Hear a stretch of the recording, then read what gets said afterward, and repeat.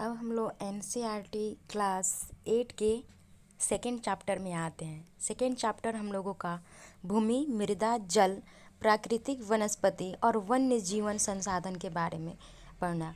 हम लोग पीछे क्लास में ऑलरेडी पढ़ चुके हैं कि जीवन और संसाधन क्या है, तो हम लोग आगे के बारे में जानते हैं। तंजानिया, जो कि अफ्रीका के एक छोटे गांव में माम्बा एक लड़की का नाम है जो पानी लाने के लिए प्रातः शीघ्र उठती है और उसे बहुत दूर जाना पड़ता था। पहले क्या होता था कि हमें पानी लेने के लिए बहुत दूर का सफ़र करना पड़ता था, लेकिन आज हर घर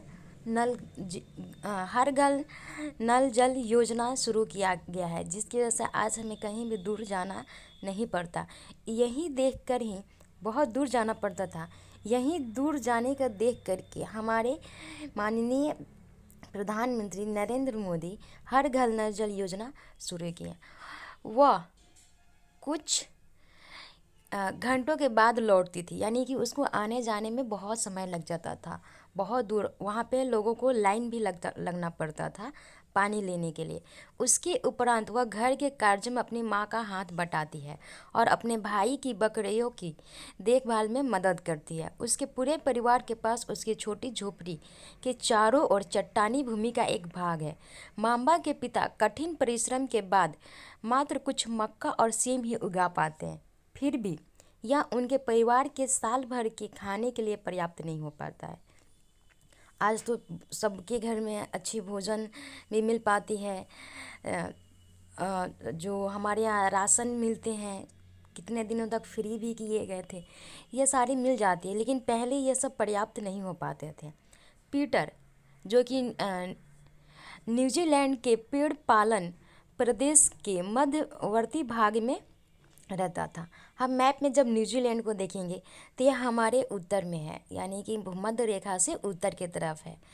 मध्यवर्ती भाग में रहता था, जहां उसका परिवार ऊन प्रक्रमण करने का कारखाना करता था। ऊन प्रक्रमण करने का कारखाना हम पीछे की क्लास में ऑलरेडी पढ़ चुके हैं कि ऊन कहाँ पे मिलेगा।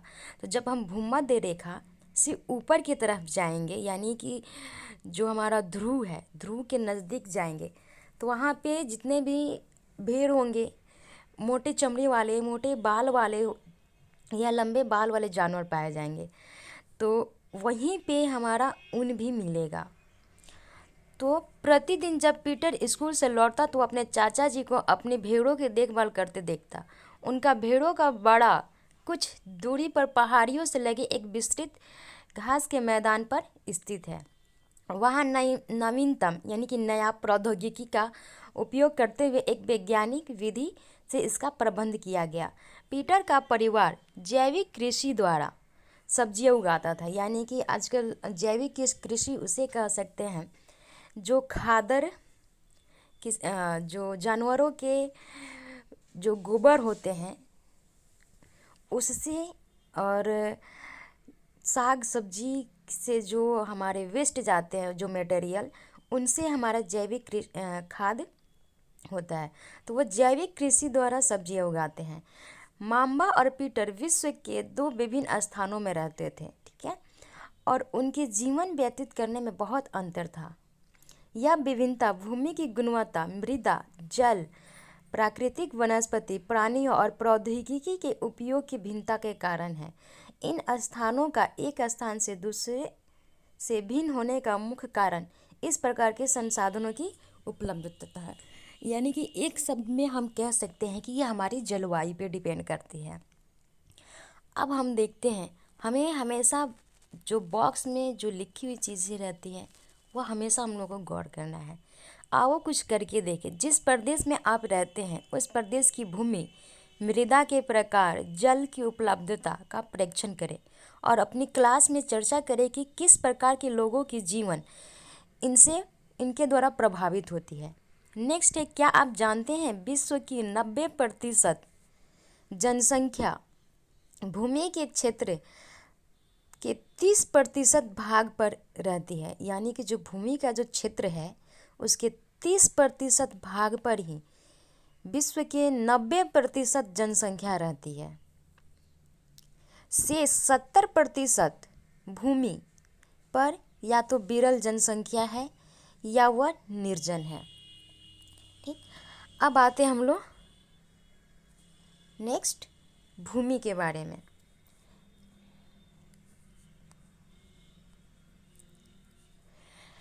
ये हम लोग का टॉपिक है भूमि। ठीक, सभी महत्वपूर्ण प्राकृतिक संसाधनों में भूमि भी शामिल है, यानी कि जितने प्राकृतिक संसाधन हैं वो भूमि है। ठीक है, भूमि पर शामिल है। और जो मानव निर्मित जो संसाधन है वो भी भूमि पर है। तो भूपृष्ठ के कुल क्षेत्रफल का लगभग 30% भाग भूमि है और 70% पे हमारा जल है। यही नहीं, यह थोड़े से प्रतिशत के सभी भाग आवास योग्य भूमि है। मुख्यतः भूमि और जलवायु के भिन्न भिन्न लक्षणों के कारण विश्व के विभिन्न भागों में जनसंख्या का वितरण असमान पाया जाता है और उबड़ खाबड़ स्थलाकृति, पर्वत के तीव्र ढाल, जलाक्रांत, संभावित निम्न क्षेत्र, मरुस्थल क्षेत्र एवं सघन वन उसे कहते हैं जो ज़्यादा घने होते हैं क्षेत्र सामान्यतः विरल अथवा निर्जन है। उर्वर मैदान और नदी घाटियों में कृषि के लिए उपयुक्त भूमि उपलब्ध है, इसलिए यह स्थान विश्व के सबसे सघन बसे क्षेत्र है। नेक्स्ट है हम लोग का भूमि का उपयोग, यानी भूमि का हम लोग किस लिए उपयोग करते हैं, क्या उपयोग है और ये हमारे लिए कैसे उपयोगी है। भूमि का उपयोग विभिन्न कार्यों के लिए किया जाता है, जैसे कृषि, खेती करने के लिए, वानिकी, वन लगाने के लिए, खनन, यानी कि जब हम खनन करते हैं, ज़मीन को खोदते हैं तो वहाँ पे हमें अगर कुछ मटेरियल्स मिलते हैं अच्छे, तो वहाँ पे हम कल कारखाने भी अपना बनाते हैं। सड़क और उद्योगों की स्थापना, साधारणतः इसे भूमि उपयोग कहते हैं। क्या आप मांबा और पीटर के परिवारों के भूमि उपयोग के विभिन्न तरीकों की सूची बना सकते हैं? हाँ, श्योर, हम बना सकते हैं। भूमि का उपयोग भौतिक कारकों द्वारा निर्धारित किया जाता है, यानी कि हमारे भौतिक कारक क्या क्या है, जैसे कि स्थलाकृति, वहाँ की मृदा कैसी है, वहाँ की जलवायु कैसी है, खनिज और जल की उपलब्धता। मानवीय कारक जैसे कि जनसंख्या और प्रौद्योगिकी की भूमि उपयोग प्रतिरूप में महत्वपूर्ण निर्धारक है। स्वामित्व के आधार पर भूमि को निजी भूमि और सामुदायिक भूमि में बांटा जा सकता है। निजी भूमि व्यक्तियों के स्वामित्व में होती है, जबकि सामुदायिक भूमि समुदाय के स्वामित्व में होती है। सामान्य रूप से इसका उपयोग समुदाय से संबंधित व्यक्तियों के लिए किया जाता है, जैसे चारा, फलों, नट या औषधि बूटियों को एकत्रित करना। इस सामुदायिक भूमि को साझा संपत्ति संसाधन कहते हैं, यानी कि साझा संपत्ति संसाधन उसे कहते हैं जिसे का उपयोग समुदाय से संबंधित व्यक्तियों के लिए किया जाता है, यानी कि जिस हम समाज में रहते हैं उसके संबंधित व्यक्तियों के लिए ही किया जाता है। ठीक, अब आते हैं जनसंख्या और उसकी मांग सदैव बढ़ती रहती है, लेकिन भूमि की उपलब्धता सीमित है, यानी कि कितने प्रतिशत भाग पे पूरे दुनिया में भूमि है वो एक सीमित है, वो घट सकती है लेकिन बढ़ नहीं सकती है। तो घटेगी कब? जब हमारे क्लाइमेट चेंज होगा, यानी कि जो तापमान है, तापमान जैसे बढ़ेगा तो जल जो बर्फ़ बने हुए हैं वो पिघलेंगे तो जल की जो स्तर है वो बढ़ेगा, तो जल भी का क्षेत्र भी बढ़ेगा। तो हमारी जो भूमि है वो सीमित है, वो घट सकती है लेकिन बढ़ नहीं सकती है। स्थान के अनुसार भूमि की गुणवत्ता में अंतर होता है और लोगों ने सामुदायिक भूमि पर व्यापारिक क्षेत्र बनाने, नगरीय क्षेत्रों में घर बनाने और ग्रामीण क्षेत्रों में कृषि योग्य भूमि का विस्तार करने के लिए अनाधिकृत हस्तक्षेप करना शुरू कर दिया। आज भूमि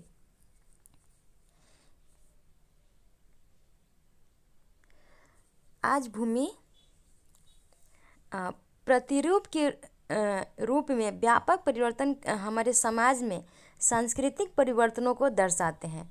वर्तमान में कृषि और निर्माण संबंधित गतिविधियों के प्रसार के कारण निम्नीकरण, भूस्खलन, यानी भूमि, जैसे हम पेड़ पौधे काटते हैं तो भूस्खलन उससे होते हैं। मृदा अपरदन मरुस्थलीय पर्यावरण के लिए प्रमुख खतरा है। ये खतरा जो भी है ये वर्तमान में कृषि और निर्माण संबंधित गतिविधियों के प्रसार के कारण है। तो वो कौन कौन से हैं? भूस्खलन, मृदा अपरदन, मरुस्थलीय पर्यावरण के लिए विभिन्न करते हैं। नेक्स्ट है भूमि संसाधन का संरक्षण, यानी कि हम भूमि जो, जैसे कि हम लोग पीछे में पढ़े थे कि संसाधन का हम लोग कैसे संरक्षण करेंगे, तो उसको कम यूज करेंगे, वेस्ट नहीं करेंगे, जितना ज़रूरत है उतना ही यूज करेंगे। ठीक है, तो उसी तरह भूमि संसाधन का संरक्षण हम लोग कैसे करेंगे? बढ़ती जनसंख्या तथा इसकी मांग, बढ़ती मांगों के कारण वन भूमि और कृषि योग्य भूमि का बड़े पैमाने पर विनाश हुआ है। कैसे हुआ है? तो जो वन वाली जो भूमि है उसको काट करके वहाँ पे कल कारखाने बनाए जा रहे हैं, घर बनाए जा रहे हैं, बहुत सारी चीज़ें बनाई जा, जिसके कारण वन जो भूमि है वो काट, जो कृषि योग्य जो भूमि है उस पर भी कल कारखाने बनाए जा रहे हैं। आपको सार्वजनिक स्थल जो बनाए जा रहे हैं, इससे कृषि योग्य भूमि और वन योग्य भूमि का विनाश हो रहा है। इससे इस प्राकृतिक संसाधन के समाप्त होने का डर पैदा हो जाए, यानी जो मानव द्वारा जो संसाधन है, हम लोग पीछे के क्लास में पढ़ चुके हैं कि पिछले चैप्टर में कि प्राकृतिक संसाधन और मानव निर्मित संसाधन क्या है, तो इनके समाप्त होने का डर है। और जो प्राकृतिक संसाधन होते हैं वो, उसमें कुछ जो होते हैं जो सीमित भी होते हैं और कुछ असीमित भी होते हैं।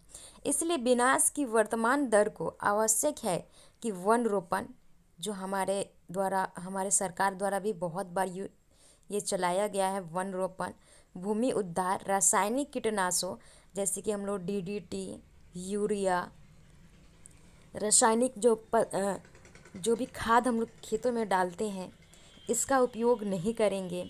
उर्वरकों के लिए विनियमित उपयोग और अतिचारण पर रोक और आदि संरक्षण के लिए उपयुक्त समान तरीके।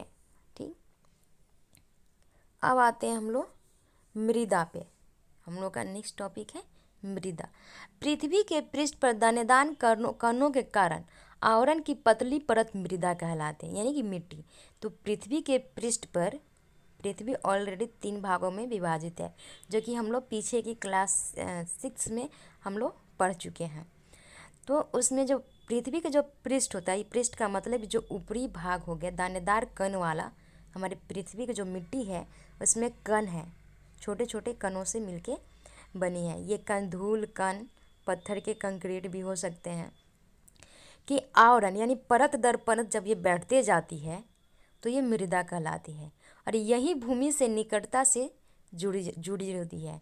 स्थल रूप मृदा के प्रकार को निर्धारित करते हैं और मृदा का निर्माण चट्टानों से प्राप्त खनिजों, मिट्टी का निर्माण कैसे होता है, तो चट्टान जो होते हैं उनसे प्राप्त जो खनिज होते हैं और जैव पदार्थ तथा भूमि पर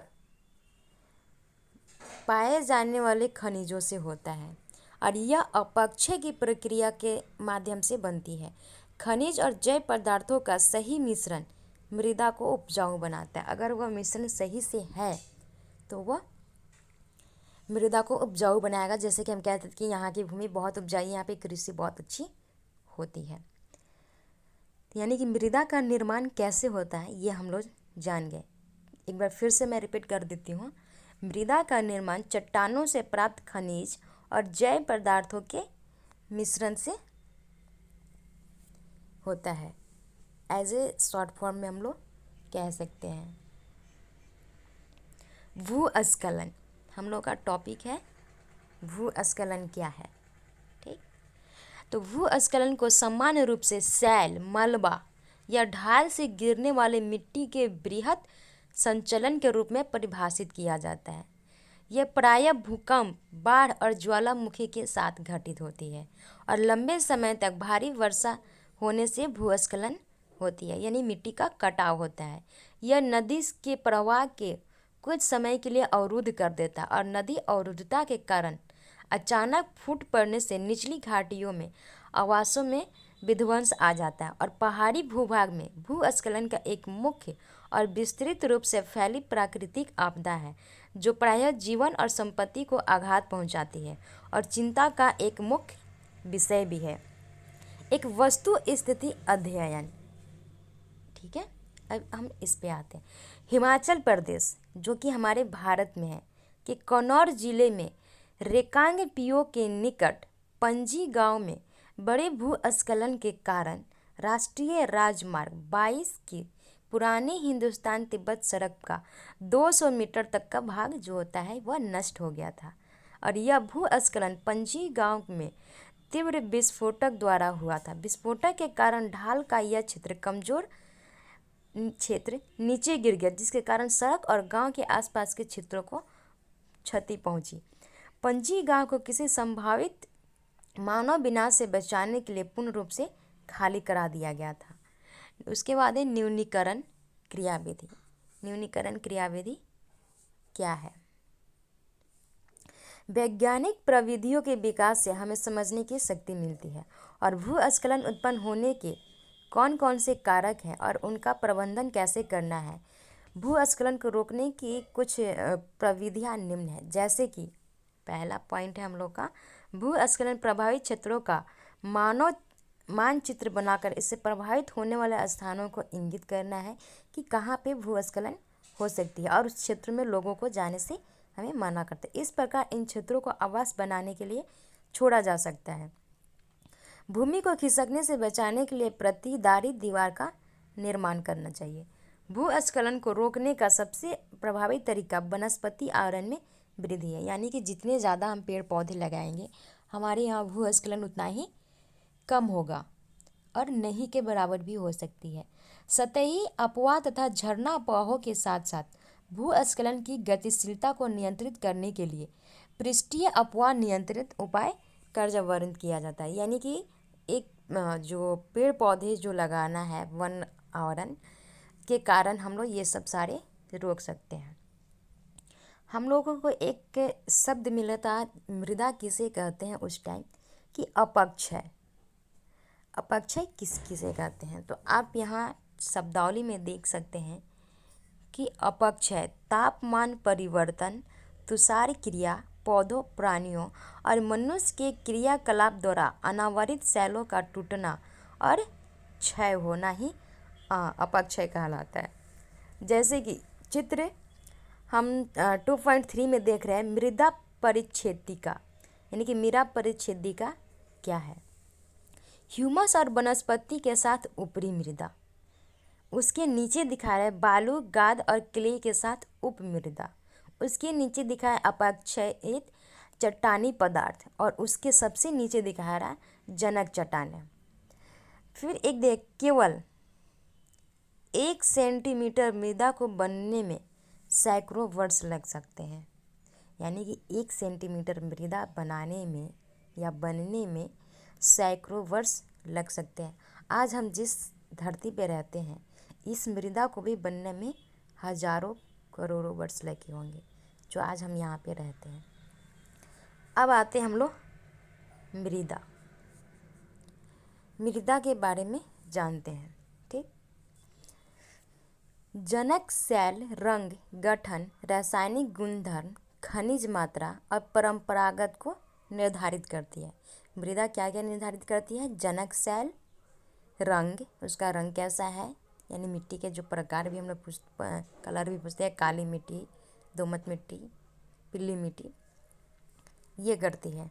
सेकंड है उच्चवत्ता, तुंगता और ढाल मृदा के संचय को निर्धारित करती है। थर्ड है वनस्पति, प्राणी जात और सूक्ष्म जीव ह्यूमस निर्माण की दर को प्रभावित करती है। फोर्थ है समय, मृदा परिक्षेप्यता की मोटाई को निश्चित करता है। जलवायु, तापमान, वर्षा, अपक्षय और ह्यूमस निर्माण की दर की प्रक्रिया को प्रभावित करता है। तो ये हम लोग मृदा के बारे में जानेंगे, आखिर मृदा में ऐसा क्या क्या प्रभावित करने वाले कारक हो सकते हैं। तो ये हमारा एक टॉपिक हो सकता है कि मृदा को प्रभावित करने वाले कारक कौन कौन से हैं। फिर उसी को धीरे धीरे करके ऐसे लॉन्ग प्रोसेस भी हम लोग इसको बना सकते हैं। अब आते हैं हम लोग मृदिका के प्रकार। मृदा सबसे पहले आते हैं मृदा निर्माण के कारक, यानी मृदा निर्माण के कारक क्या क्या हो सकते हैं। तो मृदा निर्माण के प्रमुख कारक जनक, सेल का स्वरूप और जलवायविक कारक होते हैं। मृदा निर्माण के कारण स्थलाकृति जैसे पदार्थों की भूमिका और मृदा निर्माण के संगठन में लगा समय है। अलग अलग स्थानों में ये भिन्न भिन्न होते हैं। मृदा का जब भी निर्माण होता है तो जो हमारे सेल, जो पहाड़ पठार हैं, तो उनसे जो छोटे छोटे कण हैं वो नदियों के द्वारा ही, जब नदियाँ बहती है तो अपने साथ उसको भी बहाल कर लेके आती है। और वही नदियाँ जब बहा के लेके आती है तो मिट्टी के कण भी हो सकते हैं, बहुत सारे खाद्य पदार्थों को भी, वो खनिज को भी लेकर के आती है। और वहीं लेकर के आती है तो जब अपना वो नदियाँ आगे जैसे जैसे बढ़ती है तो उसे लेकर के जाती है, और लेकर के जाने के बाद जैसे वो अपना रास्ता मोड़ती है या नदियाँ का जो पानी होता है वो कम होने लगता है तो वो किनारे तक छोड़ जाती है, जिससे इनकी मृदा का निर्माण होता है। ऐसे हम लोग इसको शॉर्ट फॉर्म में कह सकते हैं। फिर एक क्रियाकलाप दिया गया है जिसमें देखना है, भारत में जलोढ़, काली, लाल, लैटेराइट, मरुस्थलीय और पर्वतीय प्रकार की मृदा हो सकती है। यानी कि हमारे भारत में कितने प्रकार की मिट्टी है? जलोढ़, काली, लाल, लैटेराइट, मरुस्थलीय और पर्वतीय मृदा, यानी कि 6 प्रकार की मृदा हमारे भारत में है। ये एक पॉइंट बन सकता है, आप इसे चाहे तो नोट भी कर सकते हैं। नेक्स्ट है मृदा का निम्नीकरण और संरक्षण के उपाय, यानी कि मृदा के संरक्षण का उपाय क्या है। मृदा अपरदन और क्षीणता मृदा संसाधन के लिए 2 मुख्य खतरे हैं। मानवीय और प्राकृतिक दोनों ही कारकों से मृदाओं का निम्नीकरण हो सकता है। मृदा के निम्नीकरण में सहायक कारक वनोन्मूलन, यानी वन का उन्मूलन करेंगे, ज़्यादा वन को लगाएंगे, वन की कटाई नहीं करेंगे। अतिचारण, रासायनिक उर्वरकों और कीटनाशकों का अत्यधिक उपयोग, वर्षा दोहन, भूस्खलन और बाढ़, ये मृदा निम्नीकरण में सहायक हो सकते हैं। तो सहायक हो सकते हैं तो इसे हम कम करेंगे तब जाके होगा। मृदा संरक्षण की कुछ विधियां निम्न प्रकार, जैसे कि मल्च बनाना। मल्च बनाना क्या है? पौधे के बीच बीच अनावरित भूमि जैव पदार्थ जैसे प्रवाल से ढक दी जाती है। इससे मृदा की आर्द्रता जो होती है वह रुक जाती है। सेकेंड है वेदिका फॉर्म। तो वेदिका फॉर्म क्या है? चौड़े समतल सोपान अथवा वेदिका तीव्र ढालों पर, ये वेदिका जो भी होती हैं ये ज़्यादातर पहाड़ी इलाकों में ही बनाई जाती है। तीव्र ढालों पर बनाए जाते हैं ताकि सपाट स्थल फसल उगाने के लिए उपलब्ध हो जाए। इससे पृष्ठीय प्रवाह और जो मृदा अपरदन होता है वह कम हो जाता है, जो कि चित्र 2.5 में दिखाया गया है। नेक्स्ट है समोच्च रेखीय जुताई। समोच्च रेखीय जुताई क्या है? ये भी पहाड़ी क्षेत्रों में ही होती है। एक पहाड़ी ढाल पर समोच्च रेखाओं के समानांतर जुताई ढाल से नीचे बहते जल के लिए प्राकृतिक अवरोध निर्माण करती है। यानी कि बहते जल के लिए ये जो समोच्च रेखीय जुताई है, ये समानांतर जुताई ढाल से जब बहते जल के लिए प्राकृतिक अवरोध, यानी कि उसमें अवरोध, जो जल हमारा गिरने लगता है उसमें अवरोध उत्पन्न करती है, तो इसको समोच्च रेखीय जुताई कहते हैं। नेक्स्ट है रक्षक मेखलाएँ। रक्षक मेखलाएँ क्या है? ये तटीय प्रदेश, तटीय प्रदेश वो कहलाते हैं जो समुद्र के तट के किनारे हैं या महासागर के तट के किनारे हैं। और शुष्क प्रदेशों में पवन गति, शुष्क प्रदेश वो हो सकते हैं जहाँ पे पेड़ पौधे, जैसे कि हमारा सहारा मरुस्थल हो सकता है, रेगिस्तान हो सकता है। शुष्क प्रदेशों में पवन गति रोकने के लिए वृक्ष कतार में लगाए जाते हैं ताकि मृदा अपरदन को रोका जा सके। अब कहिएगा कि इससे मृदा अपरदन कैसे रोका जाता है? तो शुष्क प्रदेशों में हवाएं तेज गति से बहती हैं और गति से बहने के कारण वहाँ की जो धूल कण होती हैं वो उड़ा के बहुत दूर तक लेके जाती है। तो दूर तक लेके जाने के कारण ये रक्षक मेखलाएँ ही उन्हें रोकने का काम करती है। फिर है समोच्च रेखीय रोधिकाएँ। तो समोच्च रेखीय रोधिकाएँ पर बनाने के लिए पत्थरों, घास, मृदा का उपयोग किया जाता है। रोधिकाओं के सामने जल एकत्र करने के लिए खाइयाँ भी बनाई जाती हैं। नेक्स्ट है हम लोग का चट्टान बांध। यह जल के प्रवाह को कम करने के लिए बनाया जाता है और यह नालियों की रक्षा करते हैं और मृदा क्षति को रोकते हैं। नेक्स्ट लास्ट है बीज की फसल उगाना। वर्षा दोहन से मृदा को सुरक्षित रखने के लिए अलग अलग समय पर भिन्न भिन्न फसलें एकांतर कतारों में उगाई जाती है। तो ये सब हमारे टॉपिक थे कि मृदा का निम्नीकरण और संरक्षण के उपाय, यानी कि वेदिका फार्म भी है, समोच्च रेखीय है, रक्षक है और समोच्च रेखीय रोधिकाएँ हैं, चट्टान है और भीष है। नेक्स्ट है हम लोग का जल। जल एक महत्वपूर्ण नवीकरणीय प्राकृतिक संसाधन है। नवीकरणीय किसे कहते हैं और अनवीकरणीय किसे कहते हैं? तो नवीकरणीय और अनवीकरणीय प्राकृतिक संसाधन की प्रकार है, जो कि हम लोग पीछे के क्लास में पढ़ चुके हैं। भूपृष्ठ पर 3/4 भाग जल से ढका है, इसलिए इसे जल ग्रह कहना उपयुक्त है या नीला ग्रह भी कहते हैं। लगभग 3.5 अरब वर्ष पहले जीवन आदि महासागरों में ही प्रारंभ हुआ था।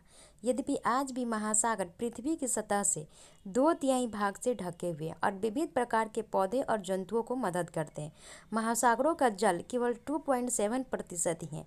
इसका लगभग 70% भाग बर्फ की चादरों और हिमानियों के रूप में अंटार्कटिका, ग्रीनलैंड और पर्वतीय प्रदेशों में पाया जाता है। अपनी स्थिति के कारण ये मनुष्य की पहुंच के बाहर है। केवल 1% अलवण जल उपलब्ध है और मानव, मतलब अलवण कहने का मतलब कि जिसमें नमक की मात्रा या NaCl की मात्रा कम है और वह मानव उपयोग के लिए उपयुक्त है। यह भौम जल नदियों और झीलों के पृष्ठीय जल के रूप में तथा वायुमंडल के रूप में जलवाष्प के रूप में पाया जाता है। क्या आप जानते हैं, यह हमेशा हम लोग को रीड करना है। वर्ष 1975 में मानव उपयोग के लिए जल की खपत 3,850 घन किलोमीटर वर्ष थी, जो वर्ष 2006 में बढ़कर 6,000 घन वर्ग किलोमीटर अधिक हो गई है। और अभी 22 सालों में आप इमेजिन कर सकते हैं कि ये कितनी अधिक होगी। नेक्स्ट है, क्या आप जानते हैं एक टपकता नल से वर्ष में 1200 लीटर जल व्यर्थ होता है। ठीक है, जब भी हम लोग नल खोलते हैं, जो पानी टपकती है, वो 1 ईयर्स में 1200 लीटर एक नल से जल व्यर्थ जाता है। जो कि हम लोग कभी भी अगर बाहर निकल जाते हैं, जल की ज़रूरत पड़ती तो हम लोग पर 1 लीटर खरीदने के लिए वो 20 या 25 रुपये खर्च करते हैं। तो सोचिए, अगर 1200 लीटर जल बच जाता है तो वो हमारे लिए 1200 दिन में कम से कम उपयोग आ सकता है। नेक्स्ट है, इसलिए अलवणीय जल पृथ्वी का सबसे अधिक मूल्यवान पदार्थ है। पृथ्वी पर जल ना बढ़ाया जा सकता है और ना घटाया जा सकता है। इसकी कुल मात्रा स्थिर रहती है। इसकी प्रचुरता में विविधता प्रतीत होती है, क्योंकि यह वाष्पीकरण, वर्षण उसे कहते हैं जब ये चक्र, जब से कि हमारे पृथ्वी पर जैसे ही जल गिरता है, फिर वह वाष्प बन के ऊपर जाता है, फिर बादल बनता है, फिर बादल बन के फिर धरती पे गिरता है। ये जो प्रक्रिया बार बार होती रहती है, इसे वर्षण कहते हैं। और वाह की प्रक्रियाओं द्वारा महासागरों, वायु, भूमि और जल महासागरों में चक्रण द्वारा निरंतर गतिशील रहता है। जैसा कि आप जानते हैं कि इसे जल चक्र भी कहते हैं। मनुष्य जल की बड़ी मात्रा का उपयोग न केवल पीने और धुलाई में ही करता है, वरन उत्पादन प्रक्रिया में भी करता है। जल कृषि, उद्योग और बांधों के जलाशयों के माध्यम से विद्युत उत्पादन करने में प्रयोग किया जाता है। जल स्रोतों के सूखने अथवा जल प्रदूषण के कारण अलवणीय जल की आपूर्ति की कमी के मुख्य कारक बढ़ती जनसंख्या, भोजन और नकदी फसल की बढ़ती मांग, बढ़ता नगरीकरण और बेहतर होता जीवन स्तर है। आप देख सकते हैं यहाँ पे एक क्रियाकलाप दिया गया है, जिसमें दिखाया गया है कि औसतन एक भारतीय नागरिक प्रतिदिन लगभग 150 लीटर जल का उपयोग करता है, जिसमें पीने के लिए 3 लीटर, खाना बनाने के लिए 4 लीटर, नहाने के लिए 20 लीटर, शौचालय फिनिशिंग यानी शौचालय साफ करने के लिए 40 लीटर, वस्त्र धोने के लिए 40 लीटर, बर्तन धोने के लिए 20 लीटर और बागवानी के लिए 23 लीटर, यानी कि कुल 150 लीटर एक आदमी करता है। तो हमारी जनसंख्या कितनी है ये आप कमेंट करके बताएंगे, और कितना लीटर प्रतिदिन यूज होता है ये भी आप हमें बताएंगे। नेक्स्ट है जल की उपलब्धता की समस्याएं।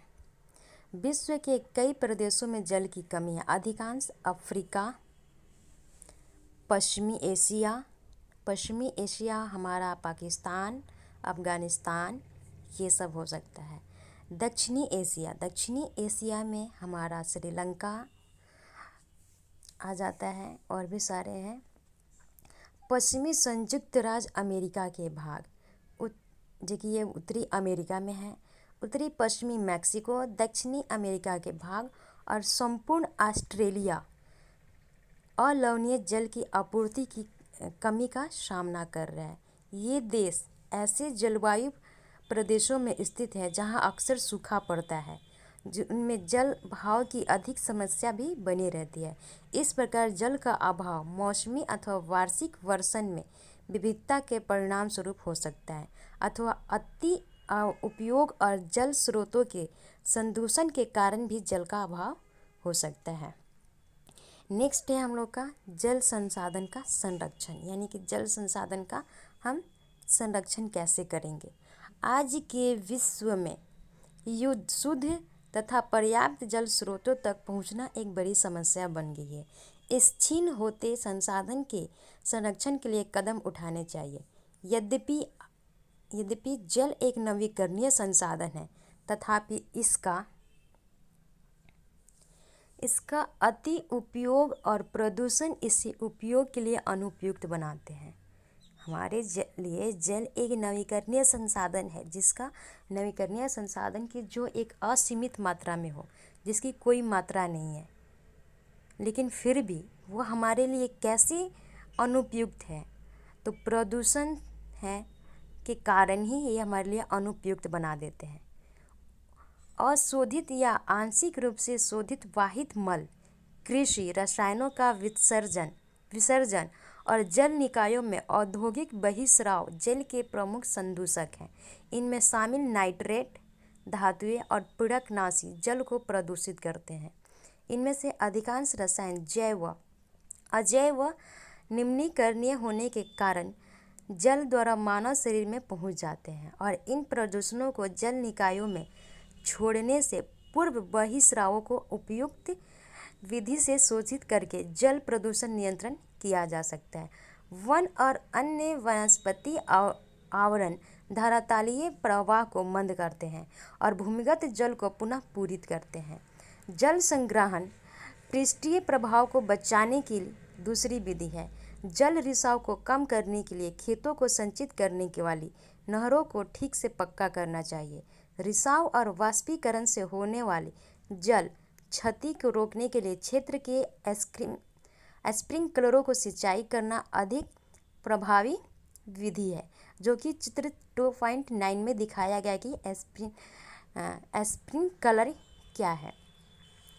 वाष्पीकरण की अधिक दर वाले शुष्क प्रदेशों में सिंचाई की ड्रिप अथवा टपकन विधि का बहुत ही उपयोग होती है। सिंचाई की इन विधियों को अपनाकर बहुमूल्य जल संसाधन को संरक्षित किया जा सकता है, यानी कि जल को बचाया जा सकता है। नेक्स्ट टॉपिक हम लोग का प्राकृतिक वनस्पति और वन्य जीवन। प्राकृतिक वनस्पति और वन्य जीवन के बारे में हम पहले एक कहानी के थ्रू इसमें बताया गया। आखिर प्राकृतिक वनस्पति और वन्य जीवन क्या है। स्कूलों के बच्चे हस्तशिल्प प्रदर्शनी में घूम रहे थे। हस्तशिल्प का मतलब होता है कि हाथ से बनी हुई जिन वस्तुओं का मेला लगता है मार्केट में बेचने के लिए, उसे हस्तशिल्प करते हैं। तो प्रदर्शनी की वस्तुएं देश के विभिन्न भागों से एकत्रित की गई। मोना ने एक थैला हाथ में उठाया, उत्साह कहा, यह एक सुंदर हैंडबैग है। हैंडबैग मतलब कि हाथ से बनाया हुआ। अध्यापिका ने कहा, हाँ, यह जूट से बना हुआ है। क्या आप उन टोकरियों, दीप छत्रों और कुर्सियों को देखते हैं? वे बेत और बांस की बनी होती है। भारत के पूर्वी और उत्तर पूर्वी आंध्र प्रदेशों में भारत के पूर्वी हो गया अरुणाचल प्रदेश, मेघालय, झारखंड भी हो जाएगा आपका, त्रिपुरा, मिजोरम, और उत्तर पूर्वी में आपका सिक्किम हो गया, ये सब आ गए। तो उत्तर पूर्वी और पूर्वी आंध्र प्रदेश में बांस प्रचुर मात्रा में पैदा किया जाता है। जेसी रेशमी स्कार्फ देखकर उत्साहित थी। यह खूबसूरत स्कार्फ देखो, अध्यापिका ने स्पष्ट किया कि रेशम कीटों की से प्राप्त किया जाता है जो शहतूत के पेड़ पर पाले जाते हैं। बच्चे समझ गए कि पौधे हमें अनेक विभिन्न उत्पादन प्रदान करते हैं जिनका उपयोग हम अपने दैनिक जीवन में करते हैं। प्राकृतिक वनस्पति और वन्य जीवन केवल स्थल मंडल, जल मंडल और वायुमंडल के बीच जुड़े एक संकरित क्षेत्र में ही पाए जाते हैं जिन्हें हम जैव मंडल कहते हैं। जैव का मतलब कि जहाँ पे स्थल, जल और वायु तीनों हो, वह जैव मंडल कहलाता है। जैव मंडल में सभी जीवित जातियाँ जीवित रहने के लिए एक स्थान से दूसरे एक से दूसरे से परस्पर संबंधित और निर्भर रहती है। यह जीवन आधारित है और जीवन आधारित तंत्र को पारितंत्र कहते हैं। वनस्पति और वन्य जीवन बहुमूल्य संसाधन है। पौधे हमें इमारती लकड़ी देते हैं, प्राणियों को आश्रय देते हैं, ऑक्सीजन प्रदान करते हैं जिससे हम सांस लेते हैं, फसलों को उगाने के लिए आवश्यक मृदा की सुरक्षा करते हैं। रक्षक मेखला के रूप में, रक्षक का मतलब कि जो हमारी रक्षा करते हैं, उन्हें हम रक्षक मेखला के रूप में कार्य करते हैं। भूमिगत जल के संग्रह में सहायता करते हैं, यानी कि भूमि के जल को संग्रह किए रहें, इसमें भी हमारे लिए पेड़ पौधे सहायता करते हैं। हमें फल, लैक्टस, तारपीन का तेल, गोंद, औषधीय पौधे और कागज आदि प्रदान करते हैं जो आपके अध्ययन के लिए अत्यधिक आवश्यक है। पौधे के असंख्य उपयोग हैं, उनमें आप कुछ और भी जोड़ सकते हैं। वन्य जीवन के अंतर्गत जंतु, पक्षी, कीट एवं जलीय जीव रूप आते हैं। उनसे हमें दूध, मांस, खाल और ऊन भी प्राप्त होती है। कीट जैसे मधुमक्खी हमें शहद देती है, फूलों के परागण से मदद करती है और पारितंत्र के अपघटन के रूप में एक महत्वपूर्ण भूमिका भी निभाती है। चिड़िया अपने भोजन के लिए कीटों पर निर्भर है और अपघटकों के रूप में कार्य करती है। गिद्ध मृत जीव जंतु को खाने के कारण एक अपमार्जक है और पर्यावरण का एक महत्वपूर्ण शोधक समझा जाता है। इसलिए प्राणी चाहे बड़ा हो अथवा छोटे, सभी पारितंत्र के संतुलन को बनाए रखने के लिए अनिवार्य है। प्राकृतिक वनस्पति का वितरण। वनस्पति की वृद्धि मुख्य रूप से तापमान और आर्द्रता पर निर्भर करती है, यानी कि वहाँ का तापमान कैसा है, नमी है या सूखा है, और तापमान कैसा है। विश्व की वनस्पति के मुख्य प्रकारों को 4 वर्गों में रखा गया है, जैसे कि पहला वन, घास स्थल, गुल्म और टुंड्रा। उससे पहले हम देखते हैं कि यहाँ पे क्या आप जानते हैं, एक लिखा गया है। अब उसमें क्या लिखा है इसके बारे में हम जानते हैं। भारतीय उपमहाद्वीप में जिन पशुओं का उपचार डिक्लोफिनेक, एस्प्रिन अथवा इब्रुप्रोफेन जैसे पीड़कनाशन से किया जाता है, यानी कि ये पशुओं के, जैसे कि हमें भी ये हम लोग भी ये मेडिसिन यूज करती है, मेडिसिन है। अगर पशु को कोई बीमार पड़ जाते हैं या कुछ उनकी बीमारी है तो इससे उनकी इलाज की जाती है। उनके अपमार्जक उपरांत गिद्ध किडनी खराब होने से मर रहे हैं। पशुओं पर इन औषधि के उपयोग करने पर प्रतिबंध लगाने का प्रयास किया जाए तथा आरक्षित स्थान पर गिद्ध के प्रजनन के प्रयास किए जा रहे हैं। जब इनकी उपयोग से जब पशु पक्षी मर सकते हैं तो सोचिए कि हमारे लाइफ पे, हमारे बॉडी पे इसका क्या इफेक्ट पड़ता होगा। नेक्स्ट है प्राकृतिक वनस्पति का वितरण में हम लोग देख चुके हैं। पहला था वन, घास स्थल, गुल्म और टुंड्रा।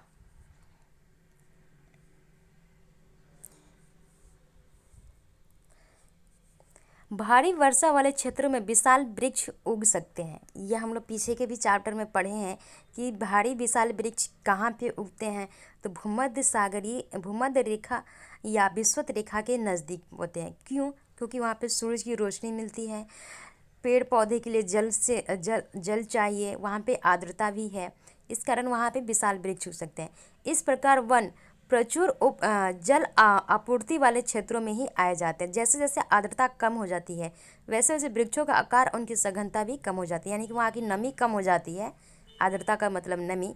तो वहाँ पे जहाँ पे नमी नहीं रहेगी, जहाँ पे जल नहीं रहेगा, वहाँ के पेड़ पौधे में भी कमी आ जाएगी। सामान्य वर्षा वाले क्षेत्रों में छोटे आकार वाले वृक्ष और घास उगती हैं, जिससे विश्व के घास स्थलों का निर्माण होता है।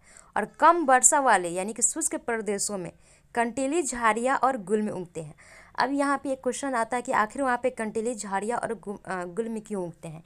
तो कंटीली झाड़ियाँ जितने भी होती हैं वह अपने कांटों के कारण ही उस पेड़ पौधे में नमी बनाए रखती है, जिसके कारण वो, अगर जिस पेड़ पौधों में नमी कांटे नहीं होते हैं, उन पेड़ पौधों में नमी बनाए रखने के लिए जल की आवश्यकता है। लेकिन जहाँ पे शुष्क प्रदेश है वहाँ पे नमी बनाए रखने के लिए पेड़ पौधों में कांटे ज़रूरत है, इसीलिए शुष्क प्रदेशों में कंटीली झाड़ियाँ ही उगती है। इस प्रकार के क्षेत्रों में पौधे की जड़ें गहरी होती है। वाष्पोत्सर्जन से होने वाली आर्द्रता की हानि को घटाने के लिए पेड़ों की पत्तियां कांटेदार और मोमी सतह वाली होती है, जो कि मैंने अभी बताया है। शीत ध्रुवीय प्रदेशों में टुंड्रा वनस्पति में मॉस और लाइकेन सम्मिलित है। पिछली 2 शताब्दियों से विश्व में जितने लोग थे इस समय उनसे कहीं अधिक लोग हैं, और बढ़ती जनसंख्या के पोषण के लिए फसलों को उगाने के लिए वनों के विशाल क्षेत्रों से वृक्ष काट दिए गए हैं। विश्व भर में वनों का आवरण तेजी से समाप्त हो रहा है, यानी कि वनों का आवरण की वन जितने भी क्षेत्र में है उनका वो क्षेत्र कम होते जा रहा है। क्यों कम होते जा रहा है? रेलवे का विकास हो रहा है, कल कारखाने का विकास हो रहा है, पेड़ पौधों के काट के सड़क का निर्माण हो रहा है, घनी बस्तियां बनते जा रही है। तो ये सब किस पे डिपेंड करता है? जनसंख्या पे भी ये डिपेंड करता है। नेक्स्ट है प्राकृतिक वनस्पति और वन्य जीवन का संरक्षण। वन हमारी संपदा है, जैसे वस्तुओं को आश्रय प्रदान करते हैं पौधे, और साथ ही पारितंत्र को भी अनुरक्षित रखते हैं। जलवायु में परिवर्तन और मानव हस्तक्षेप के कारण पौधे और जंतुओं के प्राकृतिक आवास नष्ट हो सकते हैं। बहुत सी जातियां असुरक्षित अथवा संकटापन्न है और कुछ लुप्त होने के कगार पर है। वन का उन्मूलन, मृदा अपरदन, निर्माण कार्य, दावानल और भूस्खलन में से कुछ मानव और प्राकृतिक कारण हैं, जो मिलकर इन महत्वपूर्ण प्राकृतिक संसाधनों को लुप्त होने की प्रक्रिया को बढ़ावा देते हैं। यानी कि इसमें प्राकृतिक कारण भी है और मानव भी कारण है। आज की मुख्य चिंता में से एक अनाधिकार शिकार करने की संख्या का बढ़ना है, जिससे कुछ खास प्रजातियों की संख्या में तेजी से कमी आई है। पशु खाल, चमड़ा, नाखून, दांत और पंखों के साथ साथ सींगों को एकत्रितकरण और गैर कानूनी व्यापार के लिए जंतुओं का अनाधिकार शिकार किया गया है। उनके चमड़े, सींग के लिए, जैसे कि हिरन के सींग के लिए लोग इसको घर में एज ए शुभ मानते हैं, जिसके कारण ये उसके जान ले लेते हैं। गिद्ध है उसकी जान ले लेते हैं। बहुत सारे ऐसे जंगली जानवर हैं जिनकी जो लुप्त हो जा रहे हैं, और इनका मेन कारण है कि मानव द्वारा उनके ऊपर हमला करना। इनमें से कुछ है चीता, शेर, हाथी के दांत भी बहुत महंगे बिकते हैं। ब्लैक बक, मगरमच्छ, दरियाई घोड़ा, हिम तेंदुआ, शुतुरमुर्ग और मोर है। मोर के पंख को भी आजकल लोग फैशन बना रहे हैं, जिससे कि मोर की भी हत्या लोग करना शुरू कर दिया। इनका संरक्षण जागरूकता बढ़ाकर किया जाता है। राष्ट्रीय उद्यान, वन्य जीव अभयारण्य, जैवमंडल निश्चय हमारी प्राकृतिक वनस्पति और वन्य जीवन को सुरक्षित रखने के लिए बनाए जाते हैं। संकरी घाटियों, झीलों और आर्द्र भूमि का संरक्षण मूल्यवान संसाधन नष्ट होने से बचाने के लिए आवश्यक है। यदि प्रजातियों के सापेक्ष संख्या को भंग ना किया जाए तो पर्यावरण में संतुलन बना रहता है। विश्व के अनेक भागों में मनुष्य ने अपने क्रियाकलापों से अनेक प्रजातियों के प्राकृतिक आवासों में उथल पुथल कर दिया है। अनेक पक्षियों और जीव जंतुओं के अंधाधुंध शिकार के कारण या तो वे विलुप्त हो गए या विलुप्त होने के कगार पे हैं। प्रादेशिक और सामुदायिक स्तर पर जागरूकता कार्यक्रम जैसे सामाजिक वानिकी वन महोत्सव को प्रोत्साहन करना, स्कूल के बच्चों को पक्षी देखने, प्राकृतिक कैंप में जाने के लिए प्रोत्साहित करना ताकि वे विविध जातियों के निवास का अवलोकन कर सके। बहुत से देश पक्षियों और पशुओं को मारने और उनके व्यापार करने के विरोध में हैं। भारत में शेरों, चीतों, हिरणों, भारतीय सारंग और मोर को मारना अवैध है। अगर वो मारते हैं तो उनको पूरे आजीवन कारावास भी हो सकती है। इसलिए ये हमारे राष्ट्रीय प्रतीक भी हैं, इसलिए इनको मारना गैर कानूनी कहा जाता है। एक अंतर्राष्ट्रीय परिपाटी CITES, द कन्जर्वेशन, इसका फुल फॉर्म होगा the convention of international trade in endangered species of wild fauna and fauna की स्थापना की गई, जिसमें प्राणियों और पक्षियों की अनेक जातियों की सूची तैयार की गई और इन सूची में दिए गए सभी पक्षियों और प्राणियों के व्यापार करने पर प्रतिबंध लगाया गया। कि बहुत सारे कि अभी भी हैं, जैसे कि नेपाल में भैंस व्यापार करते थे, बकरे व्यापार करते थे, उस पर भी आज भी रोक लग चुका है। तो पौधे और प्राणियों का संरक्षण प्रत्येक नागरिक का नैतिक कर्तव्य है। हमारे नैतिक कर्तव्य 11 हैं, जिसमें आप देख सकते हैं कि पहला ये इसमें ये पॉलिटी से एक क्वेश्चन हो गया मेरा कि नैतिक कर्तव्य में हमारा क्या है, तो पशु पक्षियों की रक्षा करना। नेक्स्ट यहाँ पे दिया गया है शब्दावली। जैव मंडल निषेध यह वैश्विक नेटवर्क द्वारा जुड़े रक्षित क्षेत्रों की एक श्रृंखला है, जिसे संरक्षण और विकास के बीच संबंध में को प्रदर्शित करने के इरादे से बनाया गया। कि हमारे जो इन्वायरमेंट है, वातावरण में, वहाँ पे एक कैसे एक अच्छा संबंध बना रहे, यानी कि पेड़ पौधों और मनुष्यों के बीच, जानवरों और पेड़ पौधों और मनुष्य, इन तीनों के बीच में कैसा बना रहे। नेक्स्ट है, क्या आप जानते हैं CITES ये क्या है? ये एक क्वेश्चन बन सकता है हम लोग का। The conservation of international trade and endangered species of wild fauna and flora सरकारों के बीच एक अंतर्राष्ट्रीय समझौता है। अंतर्राष्ट्रीय समझौता का मतलब कि एक देश और दूसरे देश के बीच जो समझौता होता है वह अंतर्राष्ट्रीय समझौता होता है। राष्ट्रीय हो गया जो सिर्फ एक ही देश में होता है, वह राष्ट्रीय समझौता है। इसका उद्देश्य यह सुनिश्चित करना है कि वन्य प्राणी एवं पौधों के नमूनों के अंतर्राष्ट्रीय व्यापार से उनके जीवन को कोई खतरा नहीं है। मोटे तौर पर पशुओं की 5000 जातियाँ और पौधों की 28,000 जातियाँ रक्षित की गई है। भालू, डॉल्फिन, कैक्टस, प्रवाल, आर्किड और एलो कुछ उदाहरण हैं। अब इस प्रकार हमारा ये चैप्टर लगभग कंप्लीट हो गया। अब आते हैं इसमें हम लोग क्वेश्चन आंसर में। मृदा निर्माण के लिए उत्तरदायी मुख्य जलवायु कारक कौन से हैं? तो मृदा निर्माण के लिए सबसे पहला है कि चट्टानों से जो खनिज मिलते हैं, पहला वो हुआ, और दूसरा कि जो जैव पदार्थ हैं उनसे। भूमि निम्नीकरण के कोई 2 कारण बताइए। पहला वेदिका और दूसरा समोच्च रेखीय। भूमि को महत्वपूर्ण संसाधन क्यों माना जाता है? भूमि को महत्वपूर्ण संसाधन इसलिए माना जाता है क्योंकि भूमि एक ऐसा संसाधन है जहां हमें सारी चीज़ें आसानी से मिल जाती हैं, जैसे कि कृषि करने के लिए भूमि, घर बनाने के लिए भूमि, कल कारखाने बनाने के लिए भूमि, आवागमन के लिए सड़क। ये जितने भी हमारे दैनिक जीवन में जितने भी चीज़ें हमारे लिए उपयोग में आती हैं वह संसाधन है, और ये सारी संसाधन हमें भूमि पर ही मिलती है, इसलिए भूमि को महत्वपूर्ण संसाधन मिलता है। वन भी भूमि पर है। नेक्स्ट है, किन्हीं 2 सोपानों के नाम बताइए जिन्हें सरकार ने पौधे और प्राणियों के संरक्षण के लिए आरंभ किया है। पहला राष्ट्रीय उद्यान है और दूसरा वन्यजीव अभयारण्य है। जल संरक्षण के 3 तरीके बताइए। जल संरक्षण के पहले तरीके हैं कि पेड़ पौधे की कटाई ना करें, यानी कि ज़्यादा से ज़्यादा पेड़ पौधे लगाएं। सेकंड है ड्रिप सिंचाई और थर्ड है स्प्रिंकलर। नेक्स्ट क्वेश्चन, निम्नलिखित में से कौन सा कारक मृदा निर्माण का नहीं है? तो वो मृदा का गठन, क्योंकि समय के साथ समय चाहिए मृदा निर्माण के लिए, जैव पदार्थ चाहिए ही चाहिए। तो हमारा क्वेश्चन होगा मृदा का गठन।